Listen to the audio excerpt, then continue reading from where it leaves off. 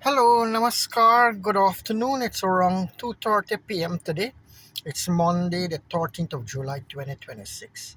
I'm in my car here, I'm in my Nissan Leaf here. I just got a problem with it. It's not coming out of parking. You see the P light blinking there? The P blinking. It's in park, because you can see down here. It's in park. Now if I put it into reverse, it's not moving. It's not moving. I don't know what's the cause of this, Actually, the car was outside and the mechanic said he will bring it in for me. So I gave him the key. When he brought in, it's not coming out of park. One guy came, mechanic had a friend who knows about these things. Says he does servicing of battery for electric vehicles. He can repair this. He look at it, bring all his machines. He said it looks like the brake in the back wheel went down and the vehicle has gone into parking mode. Now, a little thing like this, I can't find anybody to actually to come and rectify it. I have a friend in Diamond. He promised me he will come today. I'm waiting. Couldn't go out anywhere. I'm waiting here to get my car fixed. Still waiting. It's 2:30. He said he gonna come now. I have nobody here. And it's really frustrating. I have to come to check it to see the battery level. So I have to recharge again and keep it at a high optimum level. So we check many things. We lose out the battery for it to reset. We did many things. The man who sold the car, he says they don't do maintenance. I called the company Nissan. Nissan said you have to buy the vehicle from them before they service it or give you any inspection date on. So only one one person I know when I was working up at Diamond there. He promised to come, but he didn't come today.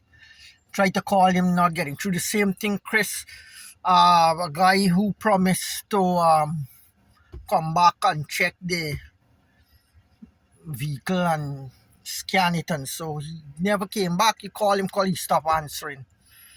So I don't know. You bring vehicle in the country, and then they can have people to repair this kind of electric leaf.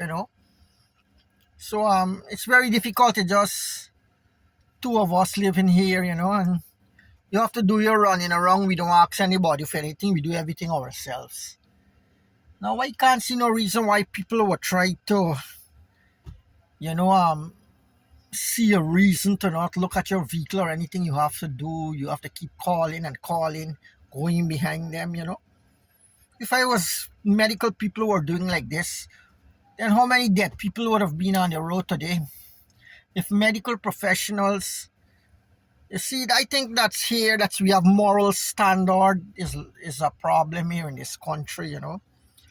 Moral standard commitments. You can't find people with this kind of dedication to the job and love for the work that they're doing. Here you have a vehicle. My vehicle is down. Now I can't do my running. 3 vehicles in the yard gone down. The Verosa, some part broke. It has to get aluminum welding. Now we can't use the Verosa, the red car. The mechanic is trying with it to keep it running a little bit. There's only one we have used. This one in front here is a RAV4. All these cards were my brother purchased to do his work. He's running around. And this one here is a RAV4. And my brother didn't want to use this. This was a reserve car. But like you can't have pride or these things anymore. This is a RAV4 there. You can't have pride and you can't have certain infatuations or certain special sentiments about the things you own or having. So I don't know what to do with my electric car now. I bought this here when I was working. I had to travel out far distances to work, render medicine, and give people medicine. And this vehicle saved me from a lot of expenses, because you drive the fuel car.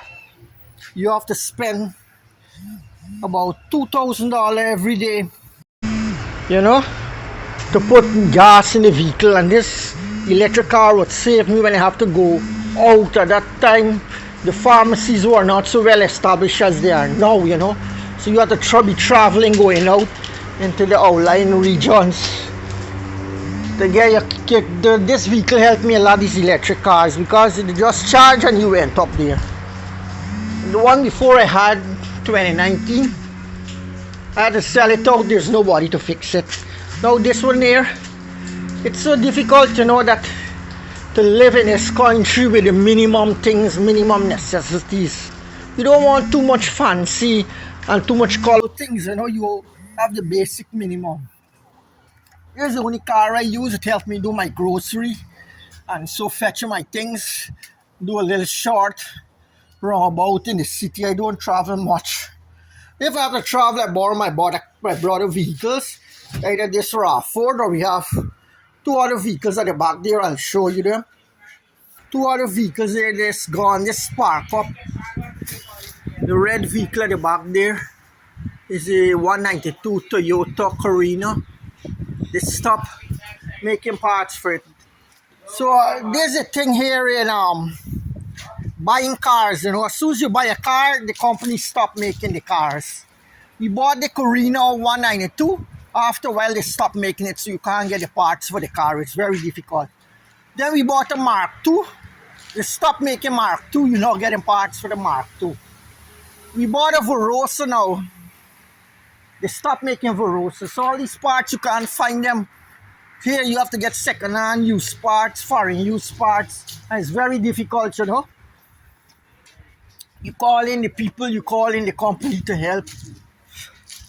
People are silent and are responding and not saying anything. Seems like everything is difficult for some people, you know. All the things has become simpler. We have good roads, economy. Still, there are some small things that have to be addressed that you can't really get access to, you can't get help with. You know, it's just that things should be available for everybody on the market, you know. So here you're finding that you have a vehicle and it needs maintenance, you can't. The same thing, we had a problem the other day with a carpenter. That's making living in this country so difficult. You want to live and live comfortably now. Seems like a lot of money you have to give or something, or a lot of influence you have to have, political or whatever. People don't have this commitment to the job, this responsibility, you know. I wonder how this country is running and functioning. I think religion is a critical need of this country, because if you can't be committed and dedicated to something, you can't be responsible, your character will start falling down. Your spirit, the very essence within you, will start weakening. Diseases, sickness, all these things will start coming in. That's how nature works. There are laws that people have to live by that will keep them healthy and strong and successful in life. But when you start to go against the natural laws and the rules of nature, what happens is that everything's you start just breaking down, right? And I don't want to say I have karmas because of that. You know, these are basic necessities that people should have. A house, you need carpenters, you should get that. To repair your car, that should be accessible. You know, so this is the problem here. I don't know how to address this. And just now my brother was telling me, asking me, he said if the guy came, the guy I know, he said, I tell him no, they said they will come. He said he can't understand why people behaving like this. Why they behaving like this, you know. They say they will come and they have you like this. I told him it's a little bit of knowledge. When you get a little bit of knowledge, you have to depend on people. This sadistic nature, this bloodthirst nature start to manifest in people, you know. So I don't know how we gonna live in this country. How we gonna exist? People are thinking about moving. Will they carry their same seeds, their own habits with them wherever they go? Or they're only keeping this resort for me? I don't think I'm so bad. My family is so bad, you know. So this is the situation in Guyana. I have my Leaf Nissan stalled up here almost 5 days now. I'm trying to get somebody to come here. The company I bought it from is a small company by CARICOM there. They said they don't do maintenance work, but they will guide the mechanic and tell them what to do. So I have to have my car parked up here all the time now. I'm just waiting to see who will come or when to come. People obviously have a lot of work and you can't get them out from their work, or maybe they have their own reason. Whatever it is, it looks to me like very unprofessional. People should have a clientele system, appointments, reschedule your time or wherever. They should do it in a professional way. With this sort of thing, how we gonna get up? It's people who make the nation and people who build the country. It's very bad for me, I mean, you living at a certain standard and you go to the bank, you find the standard is very low there. You go wherever you go in the public place, you find that people don't, their behavior and the culture is not very helpful or what called humane, People should treat each other respectfully. I don't know people going down below the human standard with this kind of behavior. It's very frustrating here, where you have to live in a country and I say Guyana is how much times? 50 times more. The GDP is more than India. I could imagine what is it like in other places. What's it like, the human rights violation? People basic necessity, you can't get it,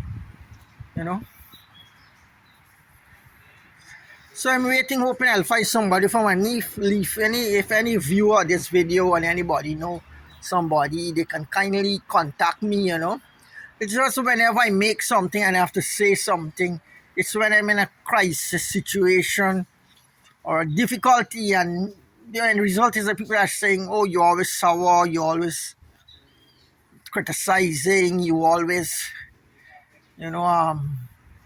denouncing somebody or something. But it's not that, people should have standards they should live by. More than is expected from big people. If it's small children, you could understand, I can't come today, I can't come. Oh, I forget, I will come tomorrow, I forget again, or whatever. This kind of thing is really, really immature. Where you will find this kind of good standard, you have to get your money, I think, to pay for this high quality. And for the Nissan dealers, these cars are coming in, whatever type of car, the dealer should have people to maintain it. I call Nissan company, ask them if they can repair it. They say you have to buy from them. They don't repair vehicles outside of Nissan. If it come from a private company, if you buy from a private seller, they don't repair. So this is really frustrating now. There are so many people driving Nissan Leaf in Guyana, 2012 Nissan Leaf. And yet you can't get your own well attended to, fix or maintain or what. There are so many people driving Corina 192, and yet the problem with shortage and driving and so on. I hope this kind of thing will clear up. Sometimes come out of the issue now with job related stress and human problems in the employment industry. Now you in the private system, you have another reality you gotta face. And things not clearing up. It's been going on and on and on. Namaskar, hoping for the best. This is Rajesh. If you know anybody, I'm up at San Road here. You can please recommend a Nissan Leaf repairman or somebody. My two last resort now. I don't know what will become if they will work out. Namaskar.